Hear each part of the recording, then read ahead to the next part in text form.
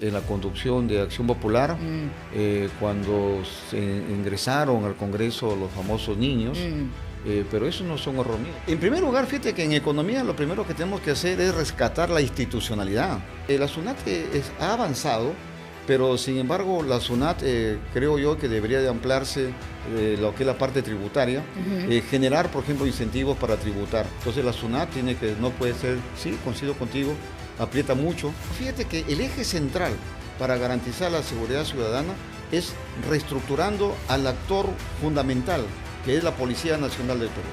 Hay que convertir lo que hoy es una cadena de antivalor en una cadena de valor. Lo que hoy constituye un círculo vicioso, hay que convertirlo en un círculo virtuoso. Una cosa es hacer correctamente las cosas y otra cosa es hacer las cosas correctas. Al igual tenemos que cambiarlo radicalmente y hay que hacer uso intensivo de la tecnología de información y comunicación, sobre todo lo que se llama blockchain, la trazabilidad de los productos para que de otra manera llegue de manera adecuada a los niños, a las niñas que se necesitan, que la corrupción es un mal nacional en estos momentos. Está en los 3 niveles de gobierno y también en otras instituciones. Porque en estos momentos otro mal endémico que existe en el Perú, no hay médicos capacitados, especializados para llegar a los últimos rincones de nuestro país. Muy buenos días, este es el programa Candidatos al Aula. El día de hoy recibimos a Mesías Guevara, uno de los precandidatos, voceados precandidatos del Partido Morado, a quien le damos la bienvenida. Mesías, muy buenos días. Karen, muchas gracias por la oportunidad. Como siempre es un gusto conversar contigo y a la orden. Gracias. El día de hoy nos acompañan 5 universidades que están aquí participando, la Católica, la UPC, la Villarreal, la UNI y la de Lima, gracias a nuestro equipo presencial. Y en regiones nos acompañan Huancayo, Huánuco, Cajamarca, Tacna, Loreto, Cusco y Junín. Muchísimas gracias. Y sin preámbulos, Mesías, ¿por qué quiere gobernar el país si fuera el caso que termine siendo así?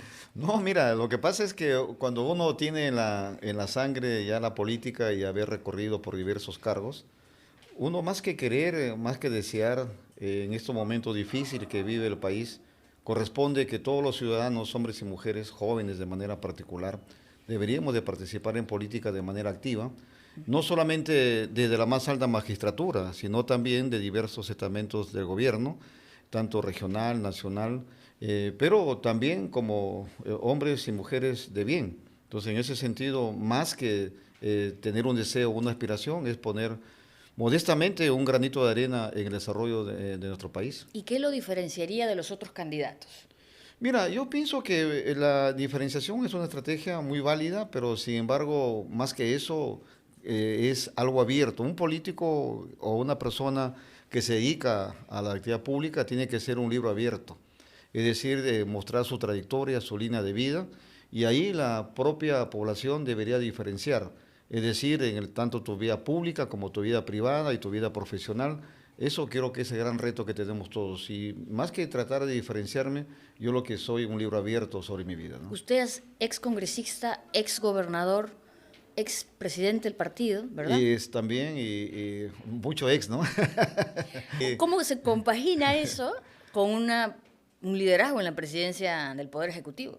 Fíjate que es una gran experiencia. En mi caso, yo he tenido por mi vida misma, que te acabo de decir, que todas las personas, estés en política o no estés en política, tienes que ser un libro abierto. Es decir, tu vida es pública cuando estás, digamos, más aún en una actividad. Por lo tanto, mi trayectoria empieza no solamente como político, sino mucho antes, ¿no? En primer lugar, siendo buen hijo, buen padre, buen esposo, y por otro lado también en la trayectoria empresarial. Yo he sido gerente de empresas tecnológicas de mucho prestigio a nivel internacional, como Lucent Technologies. Luego también he sido director de la Escuela de Electrónica de la Ricardo Palma, profesor en la Escuela de Posgrado en la Universidad San Marcos, en Uni y también en la Villarreal.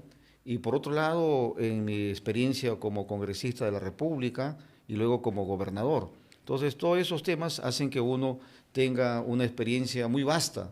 Uno va aprendiendo, es un cúmulo de aprendizajes y por lo tanto eso considero que debemos de ponerlo al servicio del pueblo, donde estés, claro, como ciudadano de a pie o como presidente o como congresista o gobernador. La experiencia, la integridad son fundamentales, ¿no?, cuando uno va a postular este tipo de cargos. Pero en un balance, cuéntenos un error personal. Fíjate que yo no soy de aquellas personas que me gusta autoflagelarme. Tampoco tanto, entonces.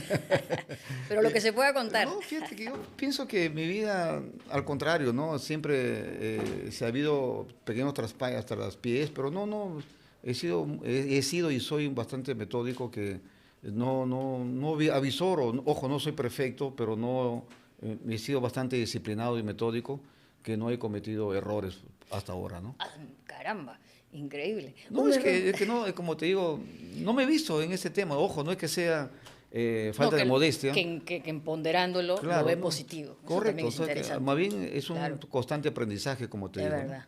Y podríamos decir lo mismo de algo que usted considere que puede haber sido visto, no sus ojos, pero a la vista de los demás, como un error político, Fíjate ya no que personal. yo pienso que un error político que me podrían decir es de que, por ejemplo, que me quisieran achacar, mejor dicho, es de que en la conducción de Acción Popular, cuando se ingresaron al Congreso los famosos niños, pero eso no son error mío, sino de la propia estructura, pero sin embargo sí me lo quieren a mí achacar, ¿no? Pero no es mi responsabilidad, al contrario, yo logré que Acción Popular como institución prosiga, porque fui presidente hasta que dije mi compromiso, hasta que hay una dirigencia reconocida en el Jurado Nacional de Elecciones. Entonces, una vez ahí, di un paso al costado. Incluso anoche tuve un debate, un conversatorio con Víctor Andrés García, y le dije, oye, el partido a ustedes les he dejado intacto, ahora que el partido permanezca ya es cuestión de ustedes.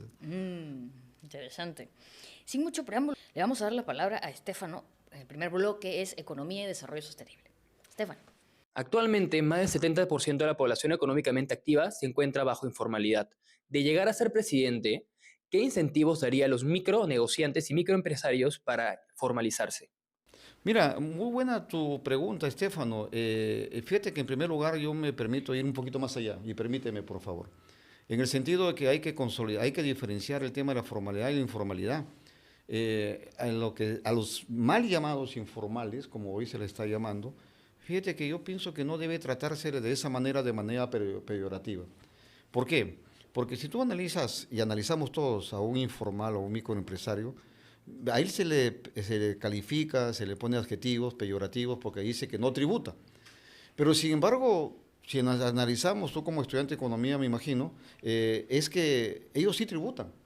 Tributan, por ejemplo, a través del IGB cuando compran sus insumos, cuando compran el combustible, cuando incluso ellos tienen que pagar la energía eléctrica. Y al contrario, ellos por no estar en la parte formal, digamos, ellos son castigados. Por ejemplo, el tema de la seguridad jurídica, el tema del crédito, porque ellos no pueden, al no tener esa capacidad de tributar, no están, impuesto a la renta sobre todo, no tienen el crédito fiscal. Y al no tener el crédito fiscal, ellos son castigados. Y es más, no pueden acceder libremente a un crédito barato y muchas veces son presa de lo que se llama el famoso gota a gota. Entonces, ¿ahí qué hay que hacer? Entonces, en estos momentos el Ministerio de Producción con CEPLAN están trabajando una propuesta pública, una política pública de pertenencia precisamente para ayudar a fortalecer, a formalizarse a los pequeños y medianos empresarios. Fíjate que disminuyendo la carga de lo que es el tema burocrática, por ejemplo, hay países, eso hay que hacer un benchmarking, aprender de ello las mejores prácticas para de esa manera ver cómo se formaliza un pequeño y mediano empresario en el corto plazo. Y no hacerle tanto y tampoco perseguirlos. Entonces, por ahí iría nuestra propuesta de decir, disminuir lo que significa la parte burocrática y ayudarles a acceder a tecnología, a mercados y a lo que es el tema también de la parte de capacitación. ¿Qué medidas tomaría en los 100 primeros días? Buena en economía. Mira, denos dos, cuéntanos dos. ¿Qué le preocupa en economía? En primer lugar, fíjate que en economía lo primero que tenemos que hacer es rescatar la institucionalidad. Por ejemplo, tú sabes muy bien, tú has trabajado en el MEF, que en este momento el MEF se ha sometido al Congreso de la República, hay que fortalecer el Ministerio de Economía, por ejemplo, que respete el déficit fiscal, que no se someta a lo que es el tema relacionado con lo que es la parte de lo que dice el Congreso, donde cada vez que se aprueba la ley de presupuesto te meten un montón de proyectos, cerca de a veces 500 millones de soles, que hace un desbalance lo que es fiscal. ¿Qué haría con la SUNAT? Mira, la SUNAT, yo pienso que la SUNAT ha avanzado, pero sin embargo la SUNAT creo yo que debería de ampliarse lo que es la parte tributaria, generar, por ejemplo, incentivos para tributar. Hay mecanismos que se están aplicando. Por ejemplo, fíjate que a nosotros, las personas, deberíamos de pedir boletas con nuestro RUT, para de esa manera que nos den a nosotros también la posibilidad del crédito fiscal. Claro que ahora si tú, por ejemplo, está así para ciertos rubros, está para lo que es consumo de restaurantes, para hoteles y también para agencias de turismos, y ahí te regresan tú o te disminuyen tu impuesto a la renta al final de cada año. Se dice que SUNAT es medio permisiva con ciertas grandes empresas o empresarios, y sin embargo al sector más vulnerable aprieta.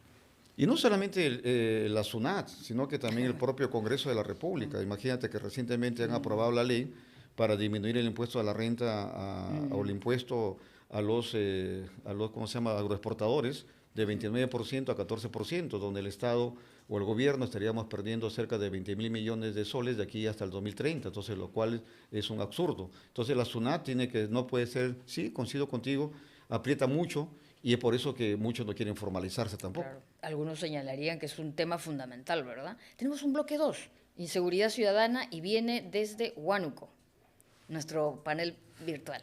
Adelante, por favor. ¿Qué tal? Muy buenos días, candidato. Mi pregunta es la siguiente.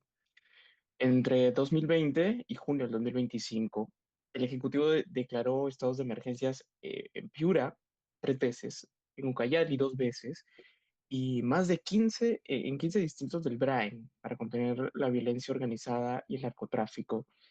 A pesar de ello, los homicidios en Piura pasaron de 1,5 a 5,5 por cada 100.000 habitantes.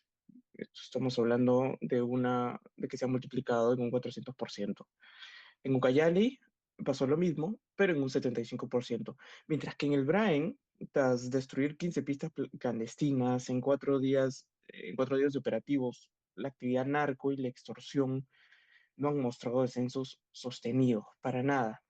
¿Cómo garantizaría la lucha contra el crimen organizado y la extorsión en regiones como el norte del país que se basa en inteligencia estatal sostenida y no en medidas militarizadas a corto plazo? Sí, mira, muy buena tu apreciación y las estadísticas que has dado, coincido.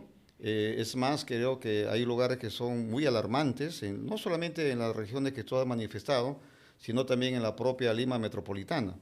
Entonces, lo que resulta que esas declaraciones de emergencia no están respondiendo a un plan estratégico que tiene que orientar el Ejecutivo. Existe el Consejo Nacional de Seguridad Ciudadana, que es liderada por la Presidenta de la República, donde están diversas instituciones, desde gobernadores, alcaldes y también los diversos funcionarios, que no está estableciendo. Fíjate que no hay mucha seriedad y compromiso, a tal punto que este lunes pasado debió haberse convocado el Consejo Nacional de Seguridad Ciudadana y fue de manera muy abrupta, fue postergada por el tema de la fiscal de la Nación.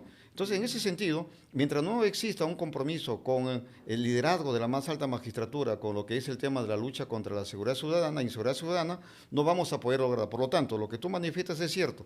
Estos son prácticamente una acción reactiva, como bomberos, es decir, ¿sabes qué? Vamos a declarar emergencia. ¿Y qué es lo que debemos hacer en realidad? Lo que debemos de hacer es fortalecer lo que es la inteligencia, pero fíjate que el eje central para garantizar la seguridad ciudadana es reestructurando al actor fundamental, que es la Policía Nacional del Perú. La Policía Nacional del Perú tenemos que reestructurarla a raíz, no solamente en sus partes orgánicas funcionales, sino también desde la admisión de las escuelas de suboficiales y la escuela de oficiales, donde se ha convertido prácticamente en una coladera de infiltrados de ciertas organizaciones criminales. En tu sitio, en Huánuco, tú recordarás de que hay diversos oficiales que han sido puestos en prisión precisamente por haber no manejado de manera adecuada la admisión. Y por otro lado, ahí deberíamos de reorganizar la Policía Nacional del Perú, refundarla, mejor dicho, pero no necesariamente con la policía actual, sino deberíamos de establecer una misión extranjera. Recordemos que hay lecciones aprendidas. Cuando se organizó la Guardia Civil del Perú, durante el gobierno del presidente Leguía, se lo hizo una misión española. Algo parecido deberíamos de hacer. Ahora, el reto significaría con qué país podríamos buscar esa misión internacional. Ahí tendríamos que hacer un análisis, un benchmarking mar para ver qué país tiene las mejores prácticas. Y por otro lado, por ejemplo, en las regiones debería haber criminalística, también fomentar la participación ciudadana, tanto en las juntas vecinales como las rondas campesinas, rondas urbanas, que en tu lugar de origen, Huánuco, y en todas las regiones también está muy activa. Por lo tanto, la seguridad ciudadana es un tema prioritario en estos momentos que la Presidenta de la República lamentablemente no lo está poniendo en valor. Gracias, Mesías. Viene una segunda pregunta en este mismo bloque. La pregunta desde... Sí. Huánuco nuevamente. Ok, gracias. Adelante. ¿Cómo piensa estructurar el modelo de seguridad ciudadana considerando que el enfoque tradicional punitivo ha demostrado ser insuficiente ante el avance del crimen organizado transnacional en el Perú? Mira, lo que tenemos, ustedes conocen el concepto de la cadena de valor. Y en esa cadena de valor hay diversos eslabones, donde está la población, está la policía, está la fiscalía, está el poder judicial y también las Fuerzas Armadas y las organizaciones sociales, como rondas campesinas, urbanas y juntas vecinales. Esa cadena de valor hoy no está trabajando de manera adecuada. Y esa cadena de valor también está dentro de la propia policía, en donde hay diversas dependencias. Por lo tanto, lo que tenemos que hacer es fortalecer la policía, pero asimismo crear una policía especial. Antes en el Perú existía la Policía de Investigaciones, que era la PIP, que hacía un trabajo de criminalística muy interesante, y eso lamentablemente en el gobierno de Alan García se perdió, y eso hay que rescatar esas lecciones. Por lo tanto, hay que convertir lo que hoy es una cadena de antivalor en una cadena de valor. Lo que hoy constituye un círculo vicioso, hay que convertirlo en un círculo virtuoso. Como reitero a la pregunta de tu amigo anterior, tenemos la obligación de rescatar el liderazgo de la más alta y, por supuesto, algo muy importante, hacer uso intensivo de la tecnología de información y comunicación, donde resaltan las cámaras como videovigilancia, pero el reconocimiento facial y también que esté conectado a lo que significa base de datos para saber quién está requisitoriado y quién no está requisitoriado y de esa manera tomar las medidas preventivas. Y algo muy importante, que no caigamos en el juego, por ejemplo, de decir pena de muerte, que no caigamos en el juego de decir que hay que llevarlos al modelo Bukele, porque son realidades totalmente distintas y aquellos son facilismos, que algo que no hay que caer en ese juego, porque lo que hay que hacer es cumplir la ley y la Constitución. Muchas gracias. A ti. En la preocupación que plantean los jóvenes, tenemos el Sistema Nacional de Seguridad Ciudadana, tenemos el Consejo Nacional, luego tenemos provinciales, distritales, ¿verdad? ¿Dónde cree usted, Mesías, que tendríamos que mejorar el sistema hoy? Ese CONASEC que usted está criticando, con toda razón, porque quizás deberían reunirse de manera permanente, ¿verdad?, hasta poder sacarnos de esta situación en la que estamos, que de alguna forma se está haciendo a través de otro tipo de mecanismo. Pero en esta coordinación intersectorial, multisectorial e intersectorial, ¿dónde usted pondría primero la mirada? En los 100 primeros días, y considerando que hay una policía, que también se señala, y no por supuesto toda la policía, pero una policía infiltrada, con falta de recursos, infiltrada digo con corrupción, con falta de recursos, ¿no? ¿Dónde pondría la mirada en todo este sistema que está afectando en el día a día? Como dije hace un instante, hay dos temas, tú conoces muy bien. Existe la parte estratégica, la parte táctica y la parte operativa. En la parte estratégica, lo que tenemos que hacer es tomar las decisiones adecuadas. Recuerda, Karen, que una cosa es hacer correctamente las cosas y otra cosa es hacer las cosas correctas. Entonces, con un principio estratégico, deberíamos de definir con los objetivos claros qué es lo que queremos, es decir, las cosas correctas. Y lo otro, las cosas ya operativas, por ejemplo, yo sigo diciendo y voy a ser terco ahí, discúlpame, que tenemos que fortalecer la Policía Nacional del Perú. Si nosotros no tenemos una policía a la altura de que hoy el Perú necesita, no vamos a poder salir. ¿Por qué? Porque la policía es la primera que está en acción, la policía es la que tiene que hacer inteligencia, tener criminalística, tener forenses y por lo tanto tener una capacidad estratégica. Y fíjate que, por ejemplo, en otros países como Estados Unidos existe el FBI. Habría que hacer como especie un FBI acá en el Perú que se dirija a la parte operativa, la parte de inteligencia, y luego ya puedes hacer tu SWAT, tu DOES, pero eso ya, lo importante es fortalecer eso en el corto plazo. Ojo, y eso se hace en los primeros 100 días, porque luego ya no lo haces. Exacto. ¿Por qué? Porque la luna de miel es corta. Y ahora que este gobierno que venga, yo creo que no va a haber luna de miel. Claro, y va a tener que medir bien dónde saca el dinero. Le saca educación, le saca salud, lo pone en inseguridad. dinero Fíjate no que va a más que lograr. eso, yo pienso que hacer uso efectivo de los recursos. Mm, Otra vez viene la optimización. mm. No podemos estar desaprovechando los recursos que tiene el Perú. Tercer bloque, género y poblaciones vulnerables. Viene de Lima la pregunta. No en nuestro panel presencial, pero sí en nuestro panel virtual. Por favor, adelante. Estefano se ríe. Adelante. Bueno, buenos días, señor candidato. Ah, en caso de llegar a la presidencia, ¿cuáles serían las políticas que implementaría para poder reducir la desigualdad de las representaciones de las poblaciones indígenas a nivel nacional, teniendo en cuenta que históricamente siempre han sido marginadas de la toma de decisiones? Mira, eso es un tema que muy interesante y muy importante porque tiene que ver no solamente verlo de manera aislada, sino que eso significa consolidar la identidad nacional. Hay que recordar que los pueblos originarios, más que indígenas, los pueblos originarios, los antiguos peruanos, nos han enseñado mucho. Hay que revalorar. Los antiguos peruanos nos han dejado grandes enseñanzas y para ello tenemos que revalorarlos, darles el lugar que les corresponde. Incluso yo digo que significa una inspiración ancestral para el nuevo Perú. Y es ahí lo que tenemos que hacer es fomentar la ayuda para ellos, darle mayor participación, generar espacios. Actualmente existe el viceministerio de Cultura que está encargado de ello, la interculturalidad y otros temas, pero sin embargo yo creo que hasta ahora es insuficiente. Por lo tanto, hay que darle mayor espacio, los recursos necesarios, entender su cosmovisión, no querer imponerles cosas. Por ejemplo, mucho se habla del pueblo quechua, del pueblo aymara, de los hermanos aguajún, de los shipibos, cuando ellos tienen su propia dinámica. Entonces hay que respetar su cosmovisión y eso es algo que también darles el espacio y por supuesto fomentar lo que es la cultura. Hay experiencias muy bonitas, mira, te soy sincero, en el caso de Jaén que existe el Instituto Víctor Andrés Pedagógico 23 Belaúnde, ahora es Escuela Superior de Educación, donde ahí hay por ejemplo educación para los hermanos Campas los Wambis y los hermanos Aguajún en su propio idioma, por lo tanto se le está dando el valor para que no se pierda esa cultura ancestral. Gracias. Y con respecto a los programas sociales, ¿qué cambiaría?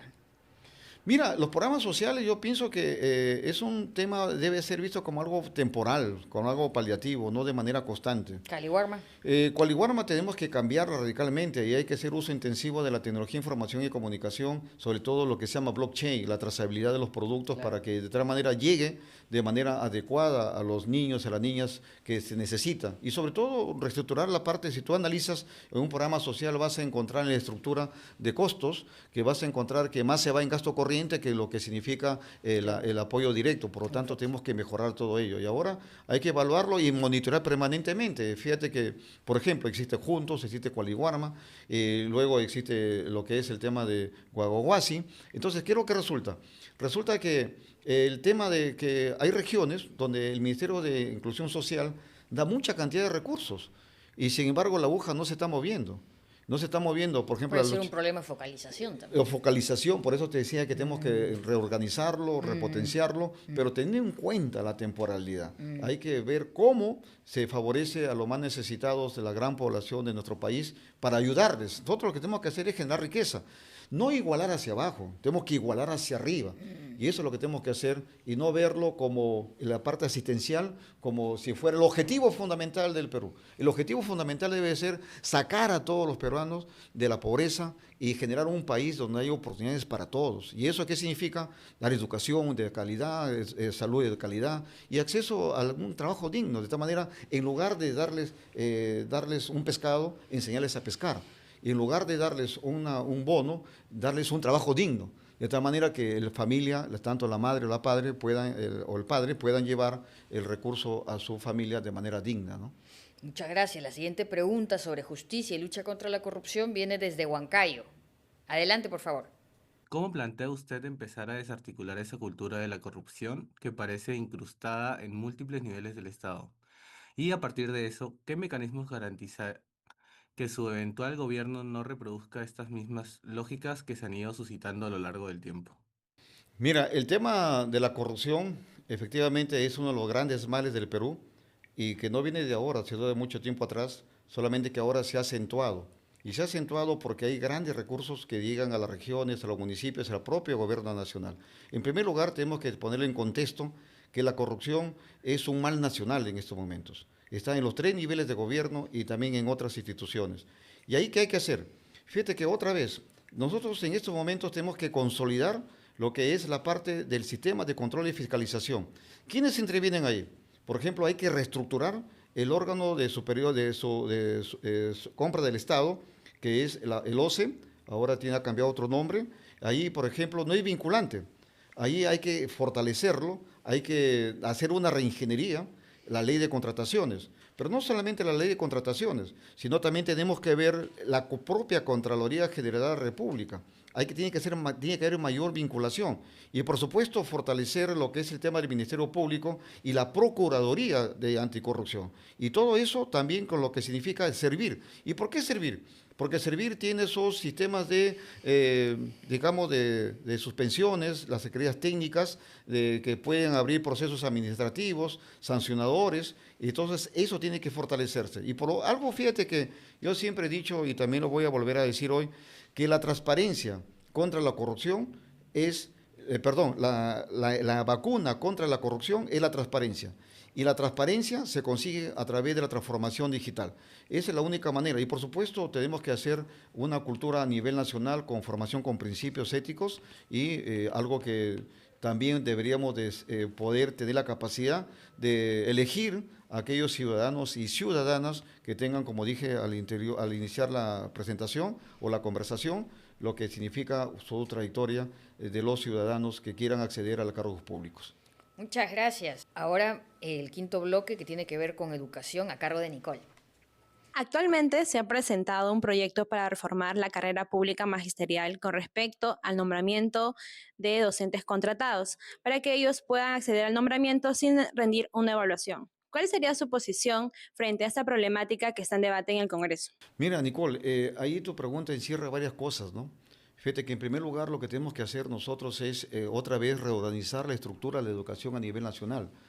Está el Ministerio de Educación, está la Dirección Regional de Educación, están las SUGELES. Ahora, ¿qué resulta? Que aunque parezca mentira, las SUGELES no responden a mucho al Director Regional de Educación, sino están respondiendo directamente al Ministerio de Educación. Es decir, entonces acá lo que tenemos que hacer es consolidar la Dirección Regional de Educación precisamente para hacer lo que tú estás expresando. Ahora, yo pienso que todos los profesores, como todo servidor público y privado, estamos en permanente evaluación.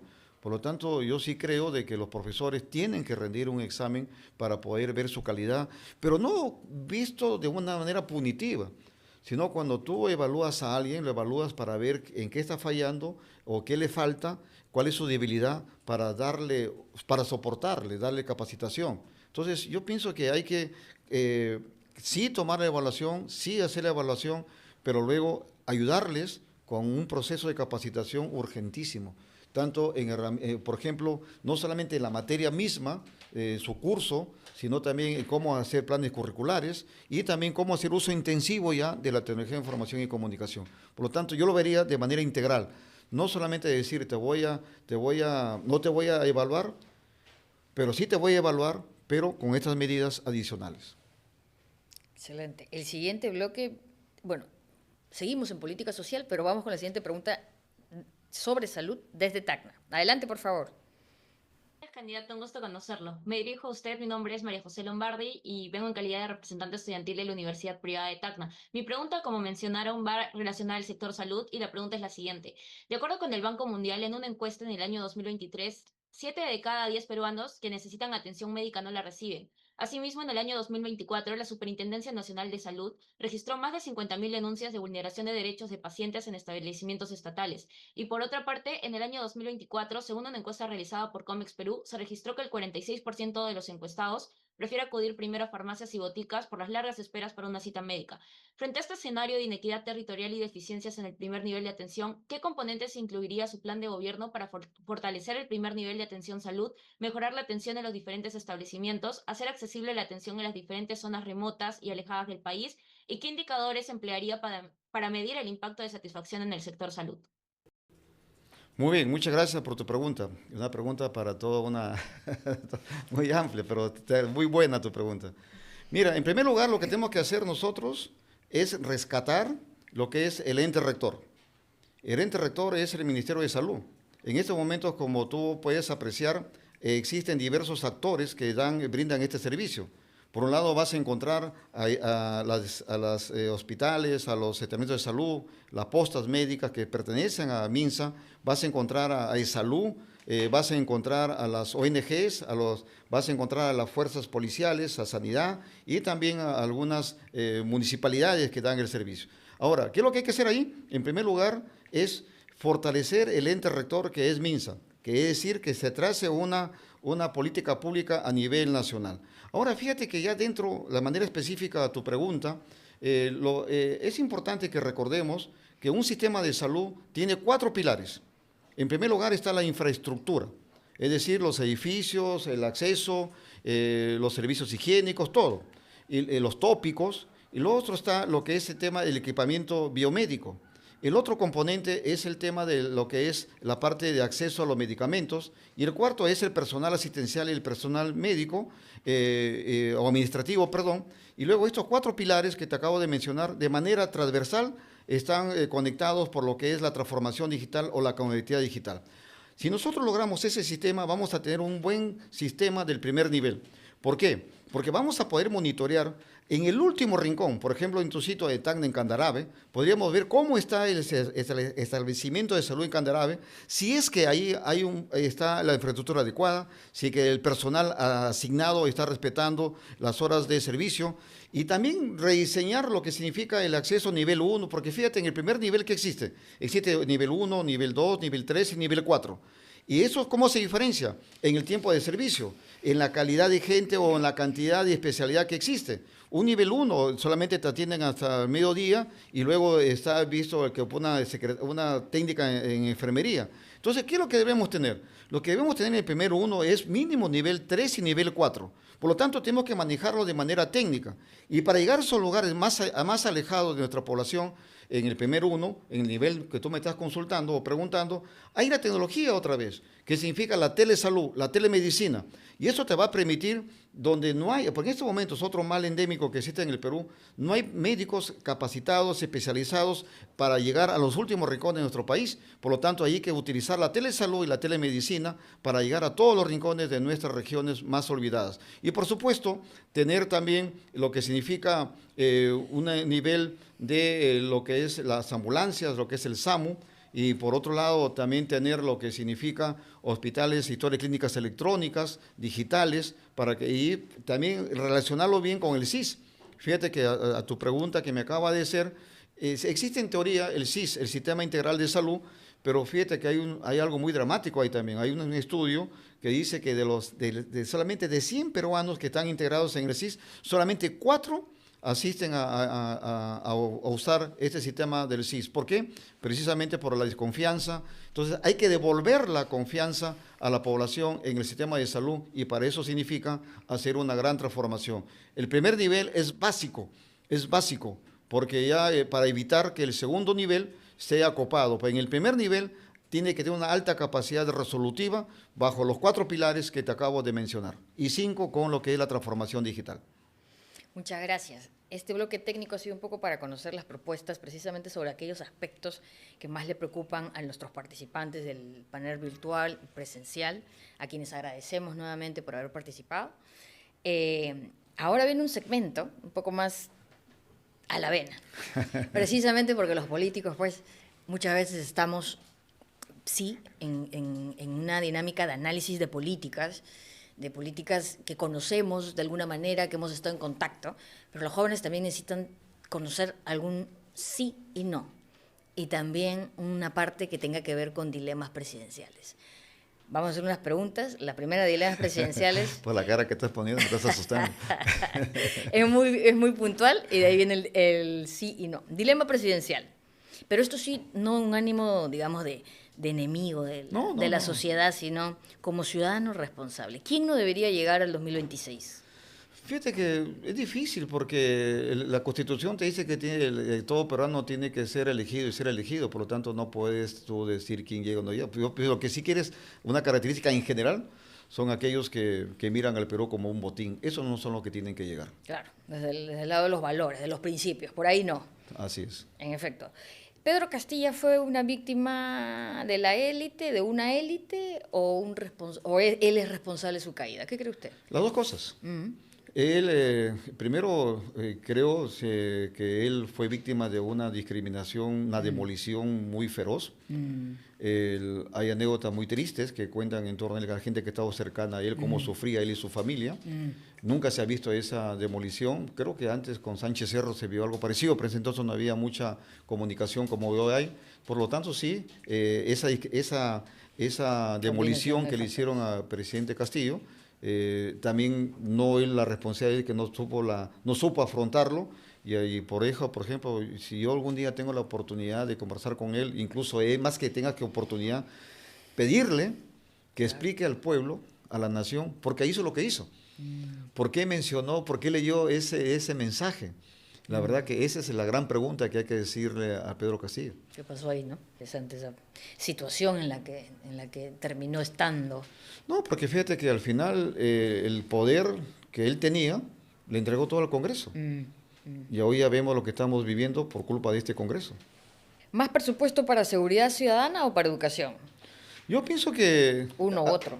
No, los dos. En estos momentos creo que es para educación, porque si hay buena educación no habría inseguridad ciudadana, pero en el corto plazo sí creo que deberíamos de ponerle también bastante atención. ¿Dónde pone más balas en los 100 primeros días? En los 100 primeros días yo pondría en estos momentos en seguridad ciudadana.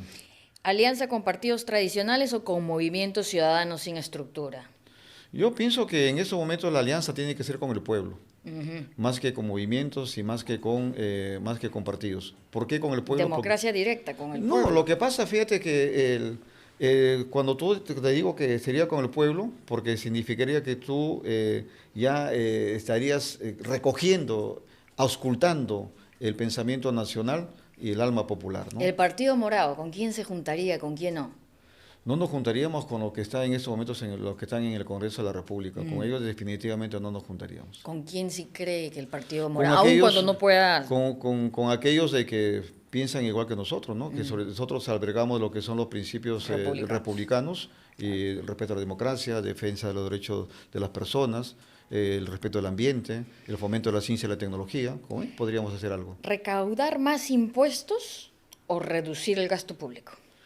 Fíjate que ahí hay que tener mucho cuidado. Tú sabes de que si tú te abrigas con una sábana que no es muy amplia, te quieres cubrir la cabeza, pero te vas a descubrir los pies. Sí. Te quieres cubrir los pies y te cubre la cabeza. Por lo tanto, hay que ser bastante, ¿qué te digo?, responsables en buscar ese equilibrio, sobre todo, ¿no? Equilibrio. ¿Inversión minera sin consulta previa o paralización de proyectos hasta lograr consenso? No, todo proyecto minero tiene que salir con consulta previa, con licencia social. Tome lo que tome. No todo lo que tome, lo que pasa es que hay que evitar esos conceptos. No, me refiero a tome lo que tome en cuestión de tiempo. Por eso, no, lo que pasa, fíjate que si nosotros hacemos las cosas claras, las cosas bien hechas, vamos a hacerlo en el corto plazo. Pero si tú quieres imponer un proyecto, no va a salir. Entonces hay que conversar, hay que dialogar. Claro. Por ejemplo, cuando dicen, no, mucha tramitología, mucha permisología, esas palabras tienen que sacarse. En primer lugar, el modelo minero tiene 4 variables. Está el modelo legal, que tiene que ver con las concesiones. Ahora se habla de concesiones hereditarias. Tiene que ver con el tema relacionado con la parte tributaria. Tiene que tributar lo que corresponde, tiene que ver con la defensa del ambiente y tiene que ver con la licencia social. Si esos 4 pilares no lo hacemos que aterricen en un modelo, si posible cambiarlo y actualizarlo, los proyectos mineros vamos a hacer lo que dijo Raimondi, un mendigo sentados en un banco de oro. ¿Y usted cree que hoy día funciona? Hoy ya no. Por eso te decía que esa es la conflictividad, porque existe ello. No sabemos cuánto tributa las empresas mineras. Existe una declaración jurada que lo presentan las empresas mineras ante el Ministerio de Energía y Minas, pero nada más. Yo cuando fui congresista pedí eso y me dijeron, no hay un modelo para ver cuánto están tributando. Ahora existe la USAID y estuvo creando el ATIC para ver cómo se tributa, cómo se gasta en el canon y cómo se está distribuyendo, pero no basta. Tenemos que mejorar el tema tributario. Igual pasa con el tema de las concesiones, igual pasa con el tema de lo que significa la parte relacionada, por ejemplo, con lo que es la fiscalización. Toda la fiscalización lo hacen desde Lima. Las regiones no pueden fiscalizar. ¿Quién da la concesión de Lima? ¿Quién hace por ejemplo, la UEFA, ese que fiscaliza, el que sanciona? Y por lo tanto no hay una relación. En ese sentido, ¿qué fortalecerían la presidencia del Consejo de Ministros en el Viceministerio de Gobernanza Territorial para mejorar la gestión de la conflictividad social? En primer lugar, fíjate que cada gobierno regional deberían de establecer su plan regional de desarrollo concertado. Y en ese plan de desarrollo concertado sustenta lo que es la zona económica y ecológica y eso debe sustentar lo que es su matriz productiva. Y hay que respetar la matriz productiva de todas las regiones, no imponerlas. Y ahí vamos a lograr consolidar lo que es un desarrollo nacional. Y por supuesto eso requiere respeto a la ley, respeto a la normatividad. Por ejemplo, hoy las instituciones que tienen que velar por todo el tema de la transparencia no se está haciendo. Y eso también pasa por otros organismos reguladores que están en otras instancias, como Sinermin, por ejemplo, en este caso de manera específica. Su experiencia es importante para darnos también una mirada acerca de qué corregir en la descentralización. Bueno, en la descentralización lo que hay que hacer es algo que Nicole preguntó, ella lo preguntó en el tema relacionado con lo que es la parte de educación. Yo eso lo trasladaría en lo que significa la carrera pública meritocrática, claro. Hacer que haya buenos gestores, pero no decir que en regiones no hay gente capacitada. Si hay gente capacitada, lo que sucede es que no están en la actividad pública, pero sí están en la actividad privada. Entonces, todo eso tenemos que mejorar. Y otro tema que también considero, que dije hace unos momentos, hay que fortalecer los sistemas de control y fiscalización, ser muy estrictos, con una Contraloría fuerte, con un OCE fuerte, con una Procuraduría Anticorrupción fuerte, para de tal manera que todos los funcionarios públicos que operan en las regiones y los municipios estén seriamente controlados y fiscalizados. Por ejemplo, ahí yo haría lo que sería las veredas públicas, es decir, el mejor la vigilancia ciudadana. Y otra vez, hacer el uso intensivo de la tecnología de información y comunicación. Sí. Ojo, en estos momentos hay dos palabras, discúlpame, me gustaría ponerlo en la mesa de la discusión de los jóvenes y estudio también. Uno, hay que evitar la recentralización. El otro es el tema, se está equivocando descentralizar con desconcentrar. Ah, por supuesto. En estos momentos hay mucha desconcentración y poca descentralización. ¿Y sabes por qué? Porque no se quiere compartir otra palabra que está encima, que es poder. Claro. El poder no se quiere compartir. Es un tema político, ¿no? ¿Cómo se decide eso? Así es. Por supuesto. Viene la sección, gracias por esa precisión, la sección del sí o no a cargo de nuestros estudiantes. Adelante, por favor. Y sí no, no hay tal vez, no. Y no hay preámbulo. No es larga la respuesta. ¿Aprobaría la legalización de la marihuana para fines recreativos? No. ¿La Asamblea Constituyente es una necesidad urgente para el país? No. ¿Está a favor de que las Fuerzas Armadas participen de manera permanente en materia de seguridad ciudadana ante la ola de criminalidad? No. ¿Estaría usted dispuesto a cerrar el Congreso en caso considere que está obstaculizando su gobierno? No. ¿Cree que el enfoque de género debe mantenerse en el currículum escolar? Sí. ¿Estaría usted de acuerdo con renegociar los contratos con las grandes empresas mineras? Urgente, sí. Un mensaje a los jóvenes del país, Mesías, por favor. No, mira, en primer lugar te quiero agradecer, Karen, a los jóvenes, porque yo siempre he dicho que los jóvenes no son el presente, no son el futuro, perdón, son el presente. Ellos tienen que meterse más a lo que es el quehacer político. Sé que es una actividad muy difícil, la política es de mucho sacrificio, la política no es fácil, hay muchas tentaciones y ahí sale la fuerza del carácter. Y ahí los que tienen esa fuerza de carácter son los jóvenes. Por lo tanto, yo lo que les pediría a todos los jóvenes del Perú, jóvenes, señoritas y jóvenes, que participen activamente en los diversos estamentos, como en la parte de la gestión pública, privada, en sus barrios, en sus organizaciones, porque eso es hacer política. Y yo pienso también que no pierdan la esperanza. Fíjate que hay que evitar que los jóvenes se vayan del Perú, jóvenes preparados. El Perú es su hogar, es nuestro hogar. Entonces hay que poner un granito de arena para fortalecerlo. Hay que salir a estudiar, como todos lo hemos hecho, ustedes lo van a hacer. Hay que salir a preparar Europa, Asia, donde también hemos tenido oportunidad de caminar. Hay que ir a prepararse, pero luego hay que regresar. Hay que ser como el árbol. ¿Sabe cómo es el árbol? nunca olvida sus raíces. Qué lindo, linda frase. Muchas Bueno, gracias. como vamos a tomar nota de todo lo que ha dicho, acá viene una sección interesante, por favor, Micaela, cuéntale al candidato. ¿Qué tal? Este es Compromiso País y está resumido lo que hemos mencionado, los pedidos que tenemos nosotros como jóvenes. Entonces, se lo entregamos para que usted pueda ser parte de este compromiso y no solamente sea con nosotros como estudiantes, sino al final con el país. Ok, te agradezco. Por favor, vamos a esperar que lo lea Mesías. Ah, ¿y hay que firmarlo? Sí, por favor. Sí, juro.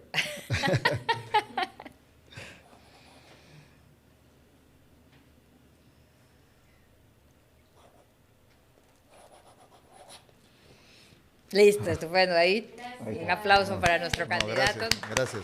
Bueno, ha sido el programa con Mesías Guevara. Muchísimas gracias a los alumnos que nos han acompañado. Bueno, ya han sido 3 sesiones que venimos viendo con los candidatos, a los más de 150 líderes de organizaciones estudiantiles que nos vienen acompañando. Súmenlos a sus amigos, llámenlos, estamos contactando a sus decanos, a sus rectores para que también se sumen a este diálogo y le pasen la voz también a los otros chicos. De verdad, muchísimas gracias. Tener un mejor país depende de todos nosotros. De verdad, gracias por participar. Hasta luego. Nos vemos. Gracias.